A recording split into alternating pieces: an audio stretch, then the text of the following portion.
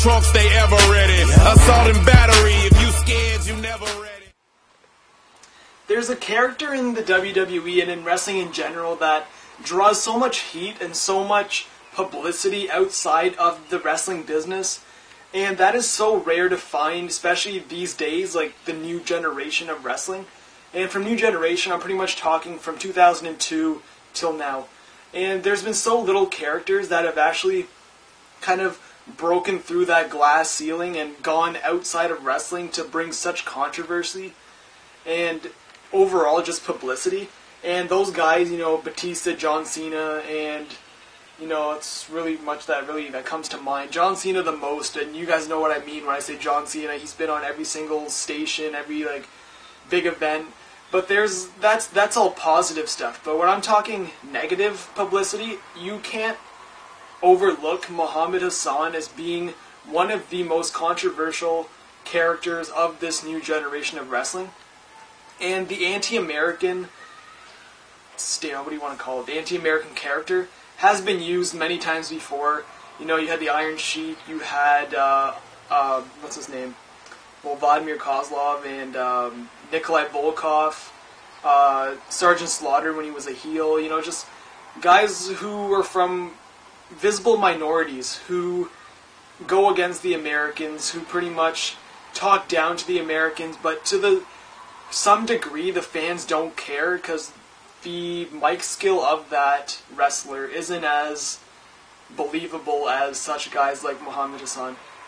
When he came in, Hassan, his little vignettes that he did with Davari, he had such good mic skills. He sounded confident on the mic. He looked like, you know, a guy who you don't want to mess with. And, you know, vignette after vignette, he just spoke the truth. And I think that's what got Americans so like, you know, riled up. And that's what got them to the point where they consider Muhammad Hassan as being a total asshole.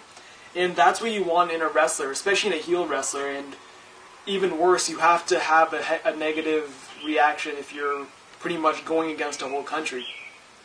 And I feel Muhammad Hassan did that very well. And I think that WWE could have done so much with him. And they were on the right track as well. You know, they had him cut promos, you know, go after legends, and pretty much speak the truth about 9/11 and how Americans, Arab Americans are treated different. I'm not Arab American, just to get that out of the way. I'm not biased towards anything. The only thing me and Muhammad Hassan have in relation is our skin color. Everything else is just, he's from Detroit, Michigan, but he was born in Jordan, which is outside of Saudi Arabia, and I'm from India, which is a different part, you know, more south rather than middle of Asia. So, just a little geographical fact for you there. But I think that Hassan could have made an awesome WWE champion because of the heat and the whole, you know, his whole character at the time. You know, you weren't fresh off 9/11, but you were 2 or 3 years out, and the subject has been very touchy, and you don't bring up the subject at all. But Muhammad Hassan was the guy who kind of brought it up. Holy cow. Wow, sorry about that. But yeah, his character is like one that, you know, brought so much controversy and everything because of the truth that he spoke. And I think if you would have put him in a decent storyline, an amazing feud with John Cena, the biggest face of your company, against your biggest heel, it could have brought so much out of both, I feel. I think Muhammad Hassan's a good in-ring worker. I think Cena can make Muhammad Hassan look good, as well as make himself look good, being the all-American kind of guy. Even with Kurt Angle, if you were to have him make a huge face turn.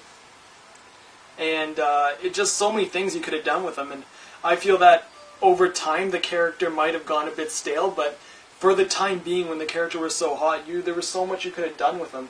And the fact that you missed out just because of the London bombing was, you know, you can't really do much about it because it would bring a lot of negative heat to your company.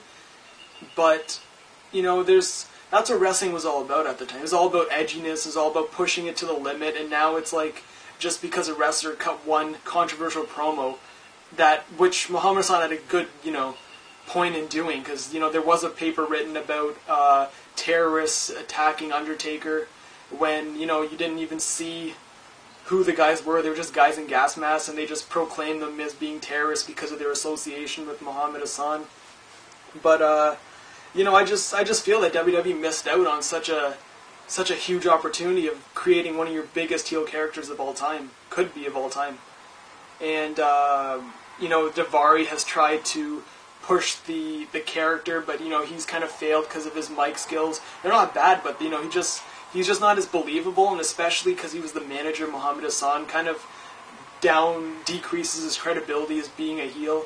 You know, he's went from Daivari, well, Muhammad Hassan, to Great Khali, to Kurt Angle, to TNA, and Sheikh Abdul Bashir, and now he's in ROH. Same character throughout the whole thing.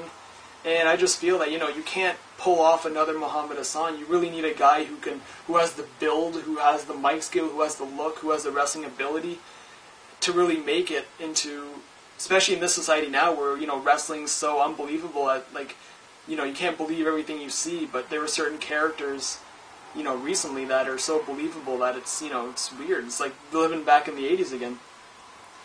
But, you know, it's just, I just can't say how upset I am. Not upset, but more disappointed in WWE that they didn't bring him back at least, or TNA didn't sign him. But I know now he's working on movies, and he's in a newspaper as well. He's a writer for a newspaper. So, you know, I guess he's doing his own thing, but he is, to me, I feel that he's greatly missed in wrestling. He's one of those heel characters that people can get behind, especially, you know, the demographic where that he